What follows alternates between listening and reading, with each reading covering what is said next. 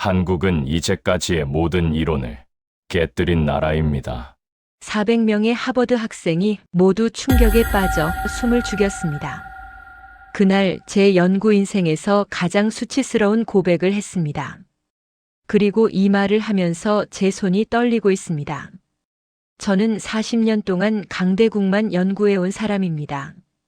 그리고 오늘 제 연구 인생에서 가장 부끄러운 고백을 하려 합니다. 저는 한국을 단 한 번도 위대한 나라라고 생각해 본 적이 없었습니다. 자원도 없고 영토도 좁고 핵보유국들에 둘러싸인 나라. 제 기준으로는 애초에 강대국 명단에 오를 수 없는 나라였거든요. 그런데 지금 이 이야기를 하면서 제 손이 떨리고 있습니다. 왜냐하면 그 모든 판단이 완전히 틀렸다는 걸 제가 직접 확인했기 때문입니다. 이 채널은 대한민국의 이야기입니다. 우리가 잊지 말아야 할 기록. 좋아요와 구독은 함께한다는 약속입니다. 여러분의 좋아요와 구독은 다음 영상 제작에 큰 힘이 됩니다. 제 이름은 리처드 윈슬로입니다. 올해 68. 하버드 대학교에서 국제 정치와 국가 전략을 가르쳤습니다. 40년간이요. 제 전공은 강대국 이론이었습니다. 왜 어떤 나라는 강해지고 어떤 나라는 약한 채로 남는가? 왜 로마는 제국이 되었고 몽골은 세계를 정복했으며 미국은 패권국이 되었는가? 저는 이 질문에 평생을 바쳤습니다. 그리고 답을 찾았다고 믿었습니다. 아니, 확신했습니다. 제 이론은 간단했습니다. 강대국이 되려면 세 가지 중 하나는 반드시 필요하다. 첫째, 자원. 석유, 철, 금, 희토류. 땅속에서 나오는 부. 둘째, 영토. 광활한 땅, 전략적 위치, 방어 가능한 국경. 셋째, 인구. 압도적인 숫자, 노동력, 소비 시장. 저는 이 공식으로 모든 걸 설명했습니다. 영국, 석탄과 식민지. 소련, 광활한 영토와 자원. 중국, 14억 인구. 미국, 세 가지 모두. 완벽했습니다. 제 이론은 냉전을 설명했고 소련 붕괴를 예측했으며 중국 부상을 분석했습니다. 학계는 제 논문을 인용했고 정부는 제 자문을 구했습니다. 저는 오만했습니다. 제가 세상을 이해했다고 믿었으니까요. 그래서 한국은 제 연구 목록에 없었습니다. 아예 처음부터요. 왜냐고요? 간단합니다. 한국은 제 공식에 맞지 않았으니까요. 자원? 없습니다. 석유 한 방울 안 나옵니다. 철도, 구리도, 금도 변변치 않습니다. 영토? 남한 면적이 얼마나 됩니까? 10만 제곱킬로미터. 미국 텍사스주보다 작습니다. 캘리포니아의 4분의 1이에요. 인구? 1950년대에 2천만. 지금도 5천만 남짓입니다. 중국의 30분의 1, 인도의 10분의 1도 안 되죠. 그러니 제게 한국은 연구 대상이 아니었습니다. 아, 한국? 작고 가난한 나라지. 미국의 동맹이고 북한과 대치 중이고. 그 정도였습니다. 제 동료 교수들도 마찬가지였어요. 우리는 중국을 논했고 러시아를 분석했으며 인도를 예측했습니다. 한국은 각주에나 나오는 나라였습니다. 그런데 6개월 전 제게 하나의 제안이 들어왔습니다. 은퇴 기념 강연이었어요. 교수님, 마지막 강연 주제를 정하세요. 40년 연구의 결론을 들려주십시오. 저는 고민했습니다. 뭘 말해야 할까? 냉전? 너무 낡았어요. 중국? 이미 다 했습니다. 그때 한 젊은 조교가 말했습니다. 교수님, 한국은 어떠세요? 요즘 정말 많이 나오던데요. 저는 웃었습니다. 한국? 그 나라가 뭐가 특별한데? 조교는 자료를 건넸습니다. 교수님, 한국이 지금 세계 10위 경제 대국이래요. 반도체 1위, 조선 1위, 배터리도 1위고요. 저는 그제야 자료를 펼쳤습니다. 그냥 호기심이 아니라 약간의 짜증 섞인 호기심이었어요. 뭐 작은 나라가 좀 잘 살게 됐나 보지. 미국 덕분에. 그렇게 생각하면서요. 그런데 자료를 보는 순간 저는 멈췄습니다. 1950년. 대한민국 1인당 GDP 67달러. 저는 숫자를 다시 봤습니다. 67달러요? 1년 소득이 67달러? 그건 당시 아프리카 최빈국보다 낮은 수준이었습니다. 에티오피아보다 차드보다 소말리아보다 가난했어요. 아니, 가난한 정도가 아니었습니다.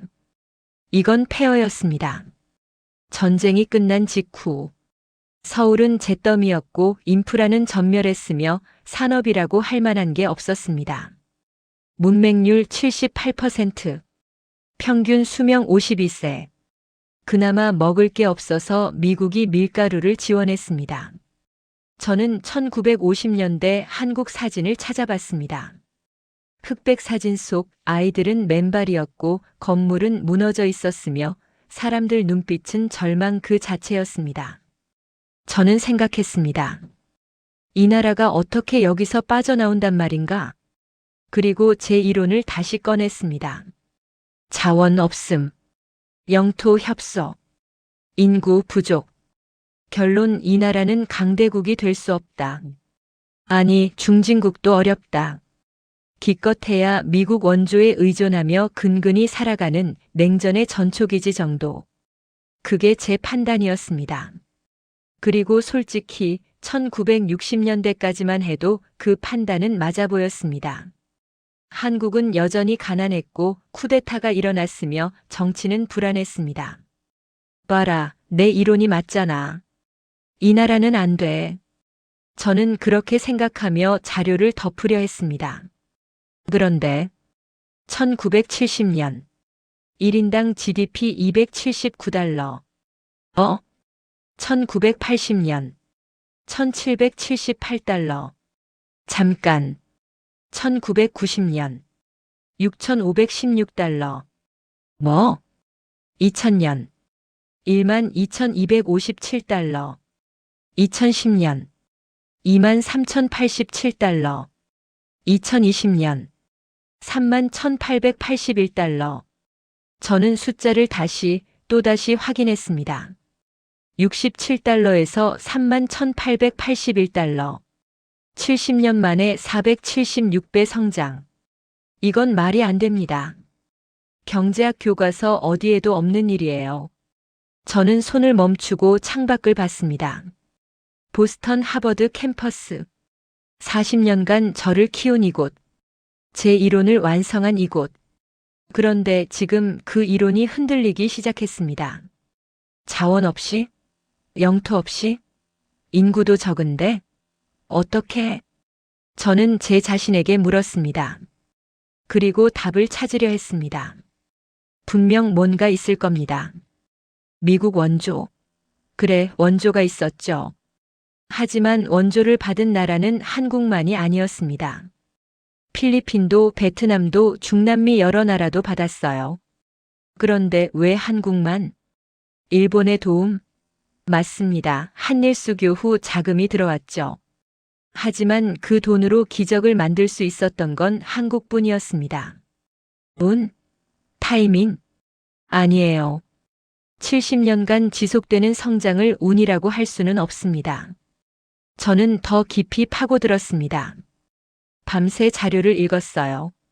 한국의 교육열, 한국의 수출 전략, 한국의 기업들, 한국의 사람들. 그리고 저는 점점 더 불안해지기 시작했습니다. 왜냐하면 제 이론으로는 설명이 안 되니까요. 자원이 없으면 수입하면 된다? 그럼 다른 나라는 왜 안 했죠? 영토가 좁으면 효율을 높이면 된다? 그게 그렇게 쉬운 일이었나요? 인구가 적으면 교육으로 질을 높이면 된다? 그럼 왜 전 세계에서 한국만 이렇게 했습니까? 저는 답을 찾을 수 없었습니다. 아니, 찾고 싶지 않았는지도 모릅니다. 왜냐하면 그 답을 인정하는 순간 제 40년이 흔들릴 테니까요. 그래도 저는 계속 읽었습니다. 한국 전쟁 이후 이 나라 사람들이 뭘 했는지, 1960년대 독일 광부와 간호사로 떠난 젊은이들, 1970년대 중동 사막에서 땀 흘린 건설 노동자들, 1980년대 밤샘 야근으로 반도체를 만든 엔지니어들, 1990년대 IMF 위기 속에서도 포기하지 않은 국민들, 그리고 2000년대 이후 세계 무대에 당당히 선 기업들, 삼성, 현대, LG, SK. 이름만 들어도 아는 기업들이 전부 한국 기업이었습니다. 저는 깨닫기 시작했습니다. 이 나라는 조건으로 설명할 수 없는 나라라는 걸. 어느 날 밤 저는 책상 앞에 앉아 있었습니다. 자료가 산더미처럼 쌓여 있었어요. 그리고 저는 중얼거렸습니다. 도대체 뭐지? 이 나라 사람들은 뭘로 만들어진 거야? 그때였습니다. 제 머릿속에 한 문장이 떠올랐어요. 강대국은 조건으로 만들어지는 게 아니라 의지로 만들어지는 건 아닐까? 저는 그 생각을 지우려 했습니다. 말도 안 돼요. 의지로 나라를 만든다고. 그럼 제 이론은 뭡니까? 40년간 제가 연구한 건 다 헛것이란 말입니까? 하지만 숫자는 거짓말을 하지 않았습니다. 67달러에서 31,881달러. 세계 10위 경제대국. 반도체 세계 1위. 조선 세계 1위. 배터리 세계 1위. K-팝, K-드라마, K-영화. 이 모든 게 70년 만에 일어난 일이었습니다. 저는 창밖을 봤습니다. 새벽 4시. 캠퍼스는 조용했어요. 그리고 저는 처음으로 인정했습니다. 내가 틀렸다. 그 순간 제 가슴이 두근거렸습니다. 두려움이 아니었어요. 이건 설렘이었습니다. 68년을 살면서 40년을 연구하면서 저는 처음으로 제가 모르는 뭔가를 발견한 겁니다. 제 이론으로 설명할 수 없는 나라. 조건이 아니라 의지로, 자원이 아니라 사람으로 일어선 나라. 저는 더 알고 싶어졌습니다. 이 나라가 어떻게 이렇게 됐는지, 무엇이 이 사람들을 움직였는지, 그리고 이 기적의 정체가 무엇인지. 저는 다음 날 아침 조교에게 말했습니다. 한국으로 가자. 내가 직접 봐야겠어. 조교는 놀란 표정으로 물었습니다. 교수님, 은퇴 강연 주제를 한국으로 하신다는 말씀이세요? 저는 고개를 끄덕였습니다. 아니, 강연이 아니야. 이건 고백이 될 거야. 고백이요? 그래. 내가 40년간 놓친 것에 대한 고백. 그때는 몰랐습니다. 이 나라가 단순히 제 이론을 바꾸는 정도가 아니라 제 인생 40년의 연구를 전부 뒤엎게 만들 줄은요. 그리고 그 과정에서 제가 마주하게 될 진실이 제가 평생 찾던 답이었다는 것도 몰랐습니다. 3주 후 저는 인천국제공항에 도착했습니다. 비행기에서 내리는 순간부터 뭔가 달랐어요. 공항이 넓었고 깨끗했으며 사람들은 질서정연하게 움직였습니다. 뭐 공항이야 어느 나라든 깨끗하지. 저는 그렇게 생각하며 입국장으로 향했습니다. 그런데 입국 심사를 마치고 짐을 찾는데 걸린 시간 12분. 저는 시계를 다시 봤습니다. 12분이요? 런던 히드로 공항에선 평균 40분 걸립니다. 뉴욕 JFK는 1시간도 넘어요. 그런데 12분? 운이 좋았나? 저는 그렇게 생각하려 했습니다. 하지만 공항을 나서는 순간 저는 다시 멈췄습니다. 표지판. 영어, 중국어, 일본어, 한국어가 완벽하게 병기되어 있었고 동선은 너무나 명확했으며 어디로 가야 할지 고민할 필요가 없었습니다. 이건 설계가 다르구나. 저는 중얼거렸습니다. 택시를 타고 서울로 향했습니다. 창밖 풍경을 보면서 저는 계속 메모를 했어요. 고속도로는 매끄러웠고 표지판은 일정한 간격으로 배치되어 있었으며 도로 위 차들은 빨랐지만 질서가 있었습니다. 역시 선진국이네. 저는 그렇게 생각했습니다. 하지만 뭔가 이상했어요. 선진국이라는 단어로는 설명이 안 되는 느낌. 이건 단순히 잘 사는 나라가 아니었습니다. 이건 뭐라고 표현해야 할까요? 최적화된 나라였습니다. 모든 게 낭비 없이 정확하게 빠르게 돌아가고 있었어요. 호텔에 짐을 풀고 저는 서울 시내로 나갔습니다. 제 첫 목적지는 지하철이었어요. 왜냐하면 교통 시스템을 보면 그 나라의 조직력을 알 수 있거든요. 저는 강남역으로 향했습니다. 티켓을 사고 개찰구를 통과하는데 사람들이 정말 많았습니다. 출퇴근 시간이었거든요. 그런데 놀라운 건 이 많은 사람이 전부 질서 있게 움직인다는 거였어요. 줄을 서서 기다리고 먼저 내리는 사람을 기다린 후 타고 노약자석은 비워두고 문이 닫히기 전까지 뛰어들지 않았습니다. 교육이 잘 되어 있네. 저는 그렇게 생각했습니다. 하지만 이건 교육의 문제가 아니었어요. 강남역에서 내려 버스 정류장으로 갔습니다. 그리고 그곳에서 저는 처음으로 멈춰 섰습니다. 버스 정류장. 디지털 전광판이 있었어요. 거기엔 버스 번호와 함께 도착 예정 시간이 실시간으로 표시되고 있었습니다. 472번 버스, 2분 후 도착. 지금 삼정거장 전. 저는 눈을 의심했습니다. 이건 GPS 추적 시스템입니다. 실시간으로 모든 버스의 위치를 파악하고 그걸 시민들에게 공개하는 시스템이에요. 잠깐, 이게 2024년에 가능한 건가? 저는 조교에게 물었습니다. 이거 언제부터 있었어요? 조교가 답했습니다. 교수님, 이건 2000년대 초반부터 있었대요. 2000년대 초반? 그때면 20년도 더 전이잖아요. 그때 이미 한국은 이걸 하고 있었다고요? 저는 충격을 받았습니다. 왜냐하면 런던은 2015년에야 이 시스템을 도입했거든요. 뉴욕은 아직도 완벽하지 않고요. 그날 저녁 저는 명동으로 갔습니다.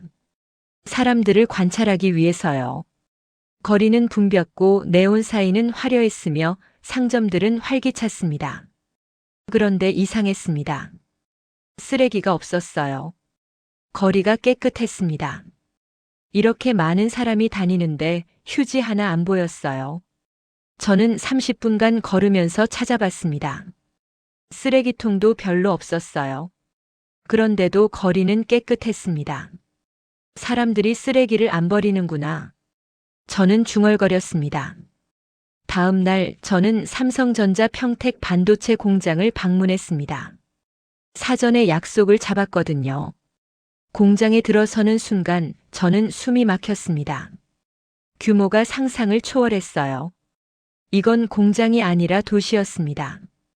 그리고 안내를 받으며 시설을 돌아보는데 저는 계속 고개를 저었습니다. 이게 정말 가능한 일인가? 반도체. 전 세계 메모리 반도체 시장 점유율.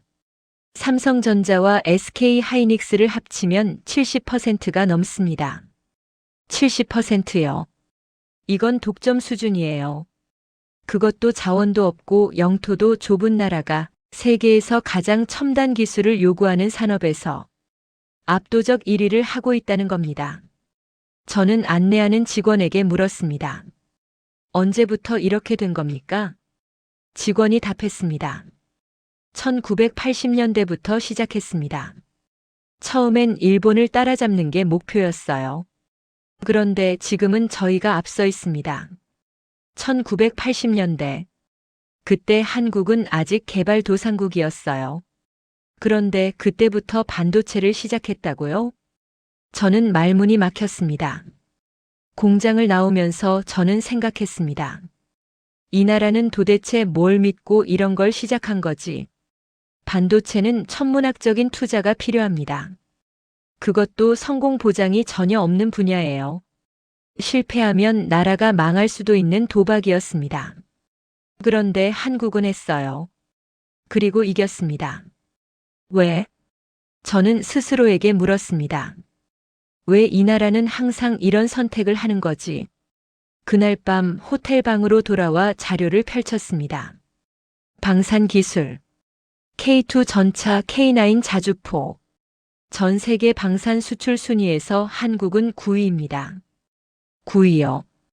영토도 작고 인구도 적은 나라가 무기를 만들어 전 세계에 팔고 있다는 겁니다.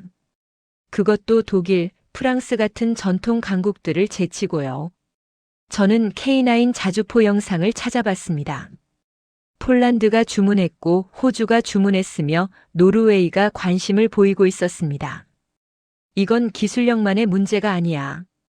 저는 중얼거렸습니다. 기술력이 뛰어난 나라는 많아요. 하지만 한국처럼 빠르게, 정확하게, 대량으로 납품하는 나라는 없습니다. 이건 시스템입니다. 국가 전체가 하나의 거대한 시스템으로 작동하고 있었어요. 저는 책상 앞에 앉아 노트를 펼쳤습니다. 그리고 제가 평생 연구해온 나라들을 떠올렸습니다. 영국, 대영 제국의 후예, 식민지와 자원으로 강대국이 되었죠. 하지만 지금은 정체되어 있습니다. 프랑스, 유럽의 강국, 넓은 영토와 풍부한 농업 자원이 있어요. 하지만 성장은 느립니다. 일본, 아시아 최초의 선진국, 기술력과 자본으로 일어선 나라죠. 하지만 30년째 제자리 걸음입니다. 그리고 한국, 자원 없음, 영토 좁음, 인구 적음. 그런데 성장 속도는 압도적이고 기술 혁신은 끊임없으며 국가 시스템은 최적화되어 있습니다. 저는 펜을 놓았습니다. 이건 내 이론으로 설명이 안 돼. 다음 날 아침 저는 광화문으로 갔습니다. 역사박물관을 보기 위해서요. 그리고 그곳에서 저는 1950년대 사진을 다시 봤습니다. 전쟁 직후의 서울, 폐허, 잿더미, 절망. 그리고 그 옆에 걸린 2024년 서울 사진. 초고층 빌딩, 깨끗한 거리, 첨단 인프라. 저는 두 사진을 번갈아 봤습니다. 그리고 입을 열 수 없었어요.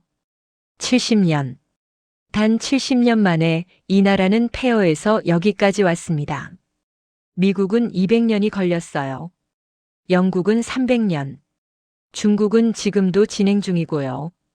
그런데 한국은 70년. 한 사람의 일생도 안 되는 시간입니다. 박물관을 나오면서 저는 벤치에 앉았습니다. 머리가 복잡했어요. 제 이론이 흔들리고 있었습니다. 아니, 흔들리는 정도가 아니었어요. 무너지고 있었습니다. 저는 40년간 이렇게 가르쳤습니다. 강대국이 되려면 조건이 필요하다. 하지만 한국은 조건이 없었어요. 자원도 영토도 인구도 없었습니다. 그럼에도 한국은 일어섰습니다. 어떻게? 저는 하늘을 봤습니다. 그리고 그때 한 가지 생각이 떠올랐습니다. 조건이 아니라 태도가 아닐까? 태도. 이 나라 사람들의 태도.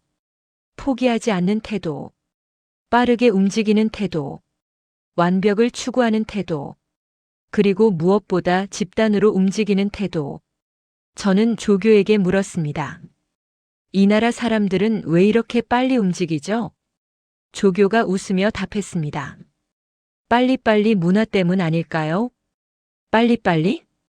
네, 한국 사람들은 모든 걸 빨리 하려고 해요. 식사도 빨리, 일도 빨리, 결정도 빨리. 저는 고개를 끄덕였습니다. 그래서 배달이 빠르구나. 그래서 공사가 빠르구나. 그래서 의사결정이 빠르구나. 하지만 단순히 빠른 것만으로는 설명이 안 됩니다. 빠르면서도 정확해야 하고, 빠르면서도 품질이 좋아야 하며, 빠르면서도 안전해야 하거든요. 이 나라는 어떻게 그게 가능한 거지? 이상했습니다. 어느 나라에서도 보지 못한 장면이었어요. 카페에서, 지하철에서, 거리에서. 사람들은 항상 움직이고 있었습니다. 빠르게 하지만 질서 있게. 개인처럼 보이지만 사실은 집단으로. 저는 이런 나라를 본 적이 없었습니다. 미국은 개인주의가 강해요. 유럽은 여유롭고요. 중국은 혼란스럽고 일본은 느리고 신중합니다. 그런데 한국은 달랐습니다. 개인의 속도와 집단의 질서가 공존하는 나라. 빠르지만 정확한 나라. 작지만 강한 나라. 그 순간 저는 메모를 멈췄습니다. 이건 분석할 수 있는 대상이 아니었습니다. 이건 경험해야 이해할 수 있는 것이었어요. 저는 그날 저녁 호텔 방으로 돌아왔습니다. 샤워를 하고 침대에 누웠어요. 하지만 잠이 오지 않았습니다. 머릿속이 복잡했거든요. 제 이론, 제 연구, 제 확신, 전부 흔들리고 있었습니다. 저는 일어나 창밖을 봤습니다. 서울의 야경, 반짝이는 불빛들, 움직이는 차들, 그리고 저 멀리 보이는 남산타워. 이 나라는 뭐지? 저는 중얼거렸습니다. 이론을 깨는 나라. 제 머릿속에 그 단어가 떠올랐습니다. 맞아요. 한국은 제 이론을 깨버렸습니다.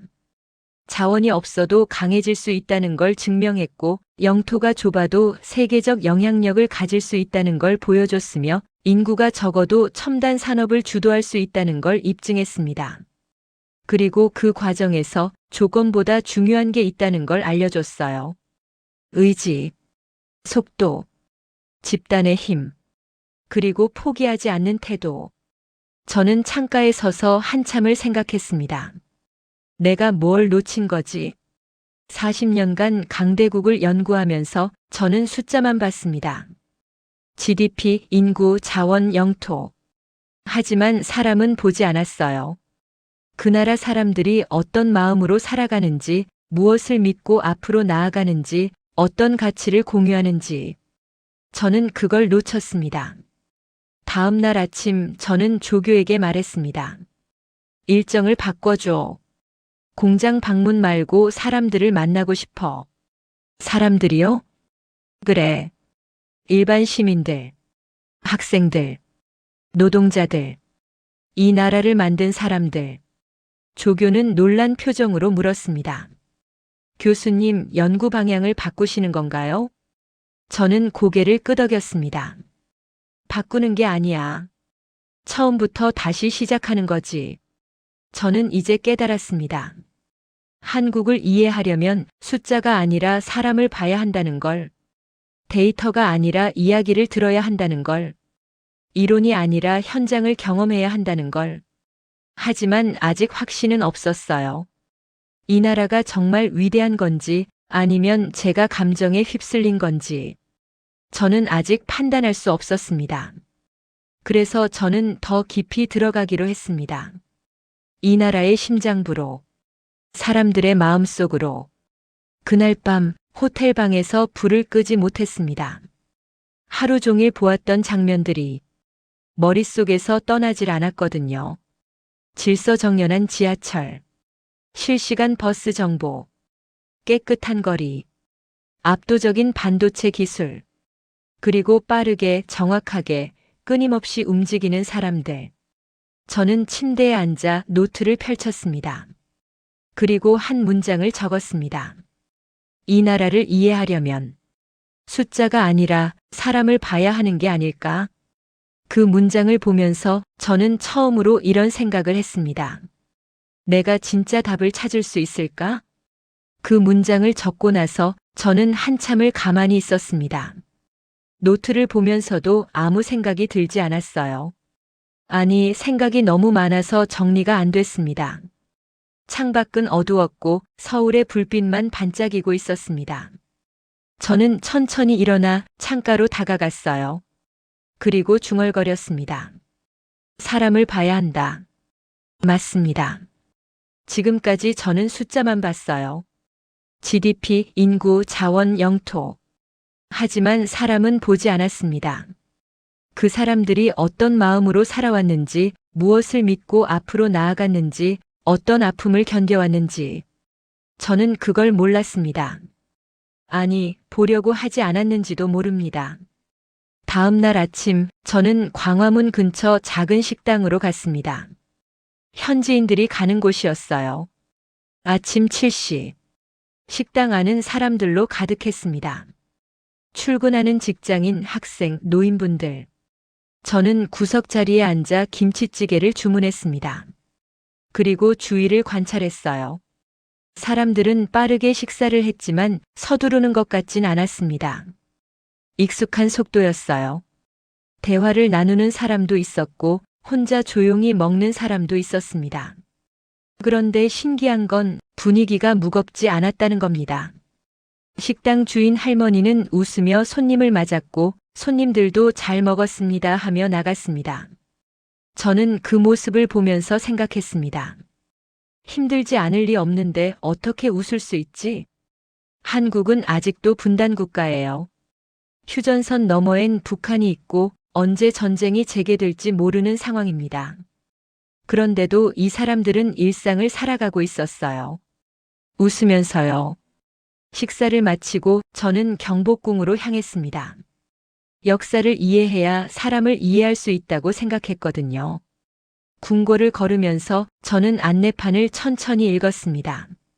조선 왕조 500년, 그리고 일제강점기 35년, 한국전쟁 3년, 분단 70년 이상. 저는 숫자를 보면서 멈춰 섰습니다. 이 나라는 정말 쉬운 역사가 하나도 없었어요. 평화로운 시기가 거의 없었습니다. 항상 누군가의 침략을 받았고 항상 살아남기 위해 싸워야 했으며 항상 무너진 곳에서 다시 일어서야 했습니다. 그런데 어떻게 이렇게 빨리 회복했지? 어떻게 이렇게 강해질 수 있었지? 저는 그 질문에 답을 찾고 싶었습니다. 진심으로요. 그날 오후 저는 한 역사학자를 만났습니다. 서울대학교에서 한국사를 가르치시는 교수님이었어요. 저는 단도직입적으로 물었습니다. 한국 사람들은 어떻게 이렇게 빨리 회복할 수 있었습니까? 다른 나라 같으면 한 세기는 걸렸을 일을 70년 만에 해냈는데요. 교수님은 잠시 생각하시더니 조용히 말씀하셨습니다. 한 때문입니다. 한이요? 네. 한국인에게는 한이 있습니다. 억눌린 감정, 풀지 못한 슬픔, 응어리진 아픔 수백 년간 쌓여온 것들이 깊이 자리 잡고 있어요. 저는 고개를 끄덕이며 물었습니다. 그럼 그 한이 이 나라를 무겁게 만들지 않았습니까? 과거에 묶여있게 하지 않았나요? 교수님이 빙그레 웃으셨습니다. 그게 바로 신기한 점입니다. 한국인에게는 한만 있는 게 아니라 흥도 있거든요. 흥이요? 네. 억눌렸지만 포기하지 않는 에너지. 슬프지만 그래도 웃는 힘. 무너졌지만 다시 일어서는 의지. 그게 바로 흥입니다. 한과 흥은 동전의 양면 같아요. 한이 깊을수록 흥도 강합니다. 저는 숨이 멎었습니다. 교수님은 계속 설명하셨습니다. 한국 사람들은 역사적으로 항상 억압받았어요. 주변 강대국의 침략, 식민 지배, 전쟁, 분단, 가난하지만 그 속에서도 살아남았습니다. 어떻게요? 한을 품으면서도 흥을 잃지 않았기 때문입니다. 그게 정말 가능한 일인가요? 동시에 슬프면서도 즐거울 수 있다는 건가요? 가능했어요. 그리고 지금도 그렇습니다. 한국 사람들은 힘들어도 노래를 부르고 슬퍼도 춤을 추며 무너져도 다시 일어섭니다. 제 사상에서 울다가도 다음 날이면 일터로 나갑니다. 이건 단순한 감정의 문제가 아니에요. 교수님은 잠시 멈췄다가 더 조용한 목소리로 말씀하셨습니다. 이건 시스템입니다. 생존 시스템이에요. 시스템. 그 단어가 제 가슴 깊이 박혔습니다. 맞아요. 이건 개인의 성격이 아니었어요. 이건 민족 전체가 오랜 시간에 걸쳐 만들어낸 생존 메커니즘이었습니다. 억눌리면 억눌릴수록 더 강하게 튀어오르는, 무너지면 무너질수록 더 단단하게 일어서는 그런 정신적 시스템이었습니다. 저는 노트에 적었습니다. 한국인 한과 흥의 이중 엔진. 저는 그날 밤 1997년 IMF 외환위기 자료를 다시 펼쳤습니다. 사실 저는 이 사건을 알고 있었어요. 학자니까요. 아, 한국이 외환위기를 겪었구나. IMF 구제금융을 받았지. 그 정도로만 알고 있었습니다. 숫자로만 봤어요. GDP 5.7% 급락, 실업률 7%까지 급등, 기업 파산 속출. 하지만 그날 밤 저는 다른 자료를 발견했습니다. 금 모으기 운동. 1998년 1월 5일 시작. 한국 국민들이 자발적으로 금을 모아 나라에 바쳤다는 기록이었습니다. 저는 처음엔 믿기지 않았어요. 국민이 금을 모아? 정부 강요도 없이? 자발적으로? 말이 안 됐습니다.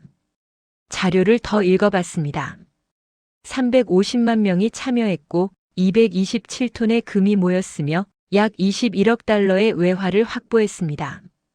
결혼 반지를 바친 신혼부부, 돌반지를 바친 어린이, 평생 모은 금을 내놓은 할머니들, 심지어 금리를 뽑아서 낸 사람도 있었습니다. 저는 손이 떨렸습니다. 이건 경제학 교과서 어디에도 없는 일이었어요. 저는 그 장면을 상상했습니다. 1998년 겨울. 한국은 무너지기 직전이었어요. 기업들은 줄줄이 파산했고 실업자는 거리에 넘쳤으며 가족들은 뿔뿔이 흩어져 생계를 찾아 떠났습니다. 아버지들은 직장을 잃었고 어머니들은 빚에 시달렸으며 아이들은 불안에 떨었습니다. 절망의 시간이었습니다. 나라 전체가 무너지는 것 같았습니다. 그런데 바로 그 순간 TV에서 한 아나운서가 말했습니다.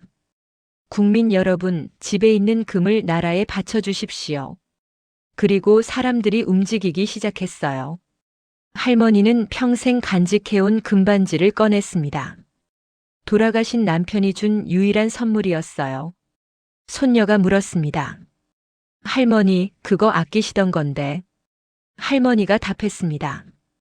나라가 없으면 이것도 무슨 소용이겠니? 젊은 신혼부부는 결혼 반지를 꺼내 들었습니다. 아내가 눈물을 흘렸어요. 이거 없어도 당신 사랑은 변하지 않죠? 남편이 고개를 끄덕였습니다. 우리가 이 나라에서 계속 살려면 이 나라가 살아야 해. 초등학생 아이는 돌반지를 들고 은행으로 향했습니다. 엄마가 물었습니다. 이거 할머니가 돌잔치 때 주신 건데 괜찮겠니? 아이가 답했습니다. 선생님이 나라 살리는 거래요. 저도 도와야죠. 그렇게 사람들은 은행 앞에 줄을 섰습니다. 눈물을 흘리면서도 가슴이 찢어지면서도 그들은 금을 내놓았습니다. 저는 눈을 감았습니다. 그리고 깨달았습니다. 이건 경제정책이 아니었어요. 이건 숫자로 설명할 수 있는 사건이 아니었습니다. 이건 국가가 국민을 구한 게 아니라 국민이 국가를 구한 사건이었습니다. 정부가 명령해서 한 게 아니었어요. 법으로 강제한 것도 아니었고요. 보상이 있었던 것도 아닙니다. 그냥 사람들이 스스로 일어선 겁니다. 우리가 우리를 구하자. 그 마음 하나로요. 저는 다른 나라를 떠올렸습니다. 미국에서 금융위기가 오면 어떻게 될까요? 2008년 리먼 브라더스 사태 때를 생각해 보세요. 국민들이 자발적으로 금을 모아 바쳤나요? 절대 아니에요. 정부를 비난하고 월가를 공격하고 책임자를 찾아 소송을 걸었습니다. 유럽은요? 그리스 재정위기 때 국민들이 뭘 했죠? 시위를 하고 파업을 하고 정권을 바꾸려 했습니다. 일본은요? 잃어버린 30년 동안 국민들이 자발적으로 뭔가를 바쳤나요? 아니에요. 정부 지시를 기다리고 절차를 따지고 보상을 요구했습니다. 그런데 한국은 국민이 먼저 움직였습니다.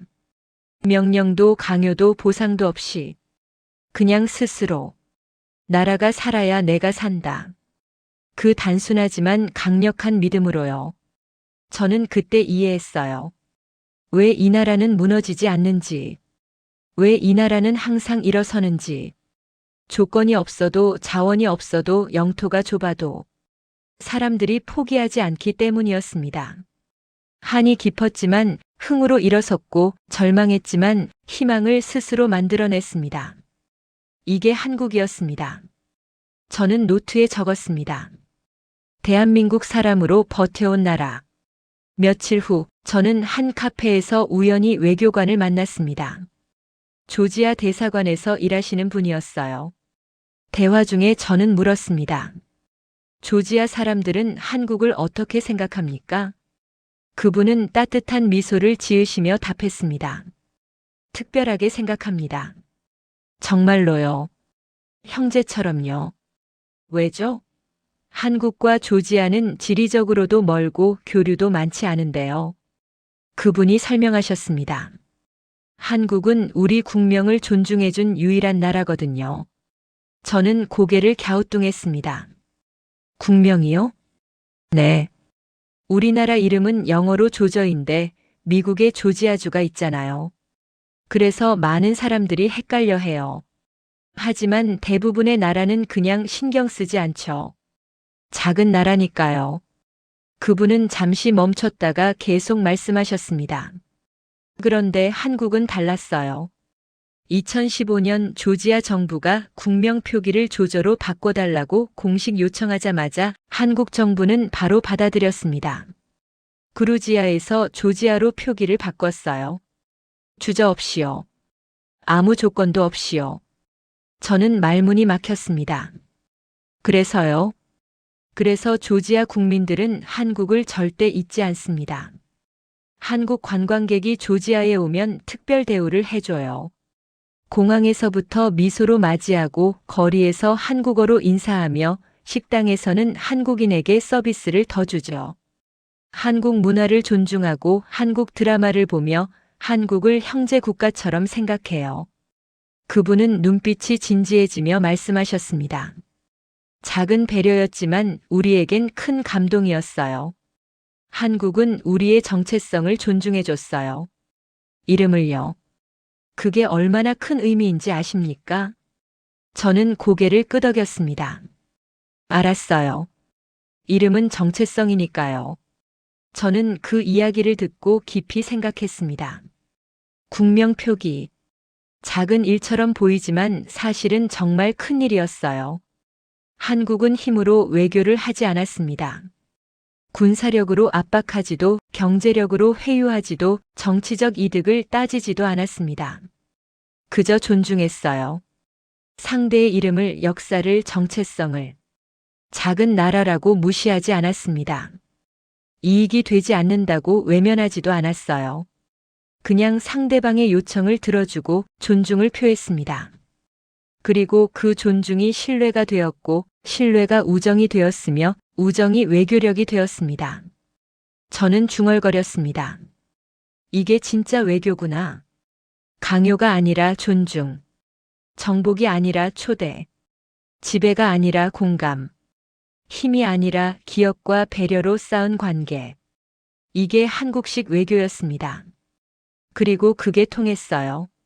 조지아뿐만이 아니었습니다. 폴란드도 한국 전쟁 참전국이라는 이유로 한국을 특별히 대우하고 터키도 형제국이라 부르며 베트남도 한국의 사과를 받아들이고 협력을 선택했습니다. 힘으로 누른 게 아니었어요. 마음으로 얻은 외교였습니다. 다음 날 저는 홍대 거리를 걸었습니다. 젊은이들이 많은 곳이었어요. 거리에는 카페가 즐비했고 음악이 흘러나왔으며 사람들은 자유롭게 웃고 떠들었습니다. 저는 한 카페에 들어가 앉았어요. 그리고 주위를 봤습니다. 외국인들이 정말 많았어요. 미국인, 유럽인, 동남아시아인, 중동인, 아프리카인.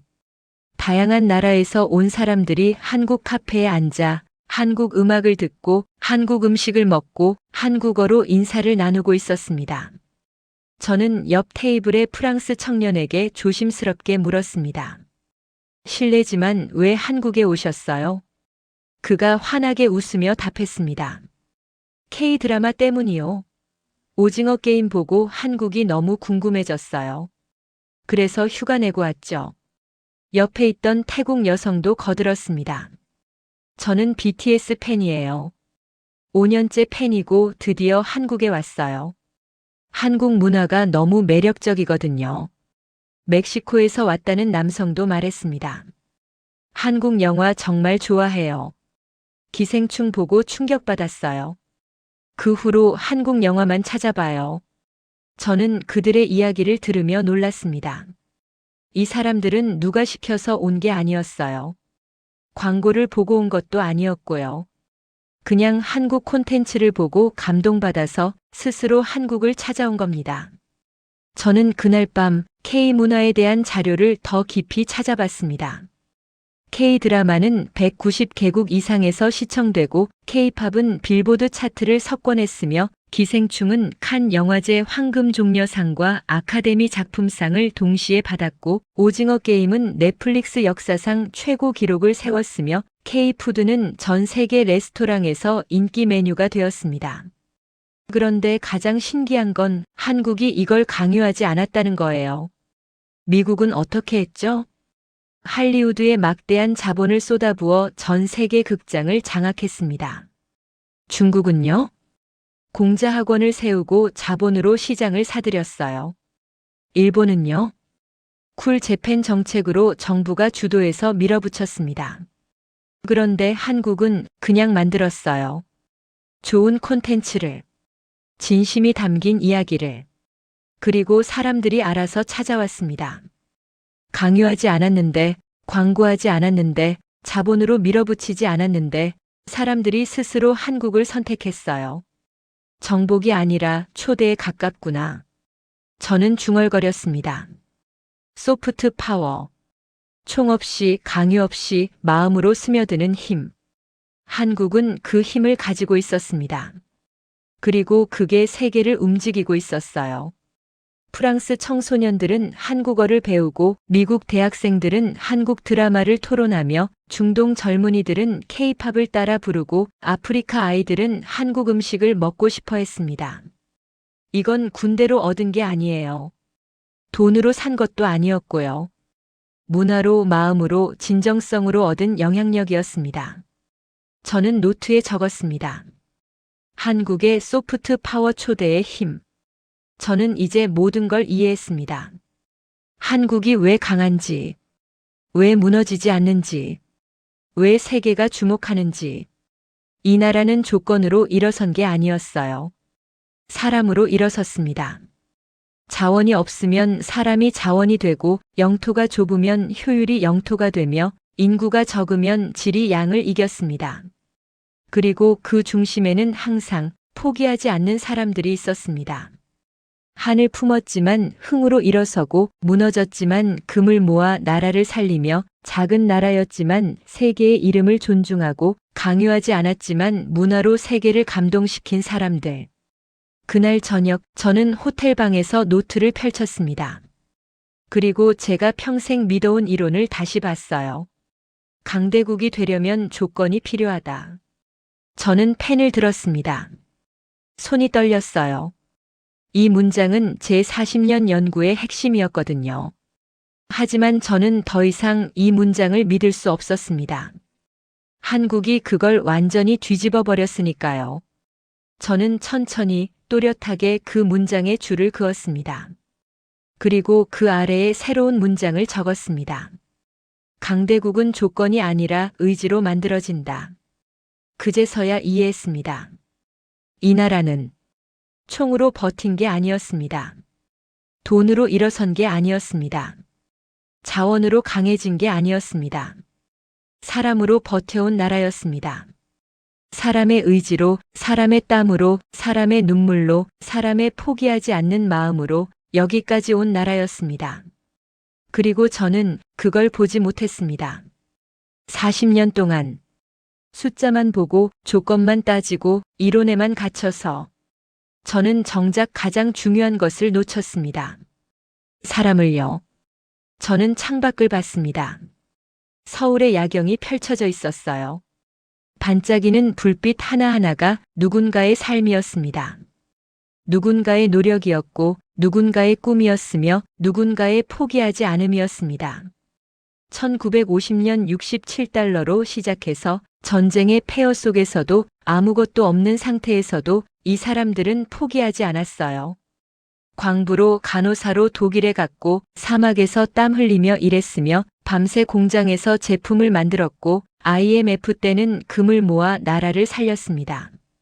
그리고 지금 그 후손들이 반도체를 만들고 영화를 만들며 음악을 만들고 세계를 감동시키고 있었습니다. 저는 눈을 감았습니다. 그리고 조용히 말했습니다. 미안합니다. 3주 후 저는 보스턴으로 돌아왔습니다. 그리고 은퇴 기념 강연 원고를 다시 썼어요. 처음부터 끝까지 전부요. 제목도 바꿨습니다. 강대국의 조건에서 강대국의 재정에 대한민국이 가르쳐준 것으로. 그리고 첫 문장을 이렇게 시작했습니다. 저는 틀렸습니다. 강연 당일 하버드 대학교 대강당 제 마지막 강연이었어요. 강당은 가득 찼고 동료 교수들, 학생들, 언론, 동문들이 모두 모였습니다. 1000명이 넘는 사람들이었어요. 저는 단상에 섰습니다.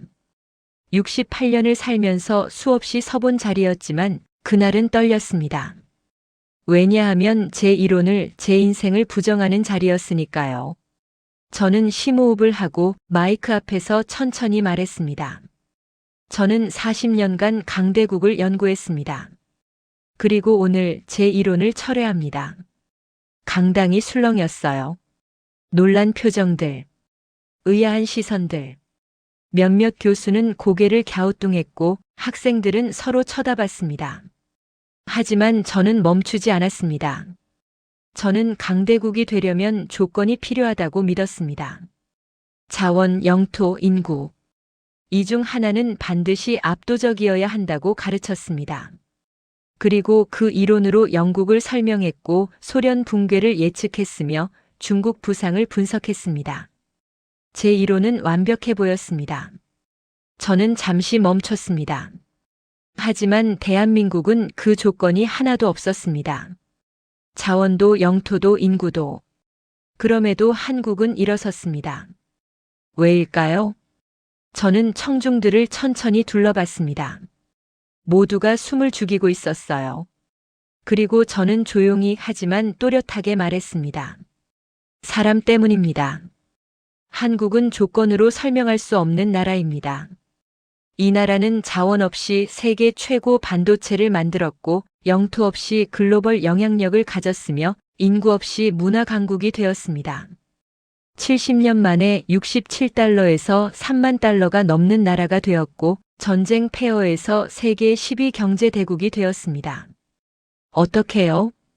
사람이 포기하지 않았기 때문입니다. 저는 천천히 하나하나 설명했습니다. 한국 사람들은 억눌렸지만 흥을 잃지 않았고 국가가 무너질 때 금을 모아 나라를 살렸으며 작은 나라 조지아의 이름을 존중하며 신뢰 외교를 펼쳤고 강요하지 않고 문화로 세계를 감동시켰습니다. 이 모든 것이 사람에서 나왔습니다. 조건이 아니라 의지에서, 자원이 아니라 땀에서, 영토가 아니라 효율에서, 인구가 아니라 질에서 나온 힘이었습니다. 저는 숨을 고르고 마지막 문장을 말했습니다. 대한민국은 제 이론의 예외가 아닙니다. 제 이론의 끝입니다. 그리고 새로운 기준입니다. 앞으로 강대국을 연구하는 학자들은 묻지 않을 겁니다. 자원이 얼마나 있는가? 가 아니라 사람들이 얼마나 포기하지 않는가를 물을 것입니다. 대한민국이 그 길을 보여줬으니까요. 강당이 조용했습니다. 그리고 한 사람이 박수를 치기 시작했어요. 그리고 2명, 3명, 10명. 결국 1000명 전체가 일어나 박수를 쳤습니다. 저는 그 박수가 제게 주는 게 아니라는 걸 알았어요. 대한민국에게 주는 박수였습니다. 강연이 끝난 후 한 젊은 한국인 유학생이 다가왔습니다. 눈물을 글썽이며 말했어요. 교수님 감사합니다. 저 한국 사람인 게 자랑스럽네요. 저는 그 학생의 손을 잡았습니다. 자랑스러워할 만합니다.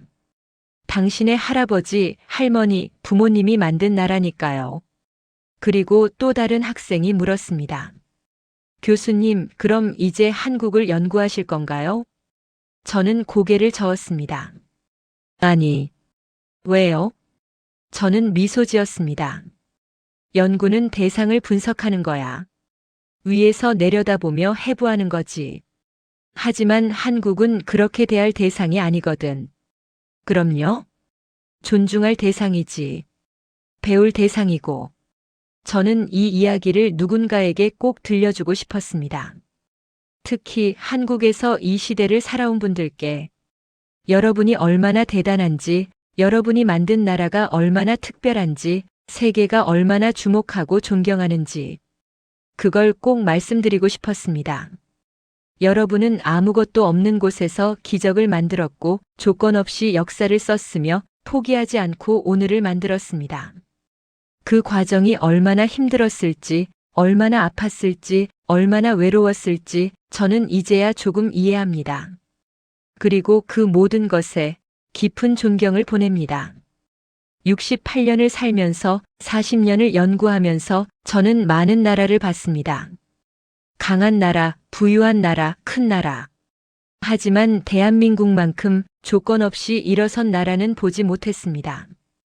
대한민국만큼 사람의 힘으로 버텨온 나라는 없었습니다. 대한민국만큼 세계의 새로운 기준을 보여준 나라는 없었습니다. 그리고 이제 저는 압니다. 진짜 강대국은 조건으로 만들어지는 게 아니라 사람의 의지로 만들어진다는 것을. 한국이 그걸 증명했습니다. 저는 이제 대한민국을 연구하지 않습니다. 존중합니다. 오늘 이야기가 좋았다면 다음 이야기도 꼭 함께 해주세요. 구독과 좋아요는 저에게 큰 힘이 됩니다.